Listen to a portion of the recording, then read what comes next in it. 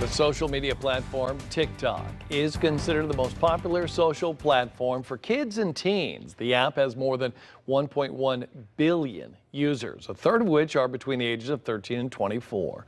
And while there are plenty of cute dances and funny parodies, parents are also cautioned to talk to their kids about the darker sides to the social media platform that could have dire consequences. Here with me now is Tammy Carter, CEO of Life Smart Youth. Tammy, good morning to you. First off. Good morning, Scott. All right, the first talking point, the question I really want to address, because a lot of people they've heard of these things. We've covered stories recently like the Lick Challenge, resulting in serious vandalism, school property problems there, also challenges stemming just be growing in popularity. So basically, what should parents be doing to keep their kids from engaging in these challenges? Yeah, so one of the things, Scott, is kids are really upping the ante. This isn't a one-top shop thing. They actually have themed challenges that are scheduled out till next July. And so parents should really be aware that this is happening and how all of this stuff plays into the adolescent mind.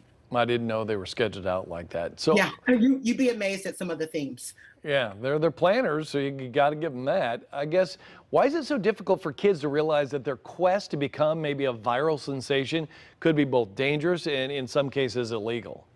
Yeah, so Scott, think about it. We're talking about the adolescent mind and how it's wired. The prefrontal cortex, which is the decision making center, is still developing. There's a strong need for belonging. And then you couple this with the dopamine rush that comes from likes and comments and views. It's really not that far fetched for a young person to believe that they can become an overnight viral sensation from doing these things. So having said that, you say that asking questions, often a very key thing to do, and listening is a technique that should be used when having kind of the difficult conversations with your teen. What are some of the questions parents could actually ask? Yeah, so we want to keep the conversation from becoming emotionally volatile. And we really want the young person to help arrive at what the expected conclusion ought to be on their own instead of being treated like a baby. So here are some of the questions that parents should ask.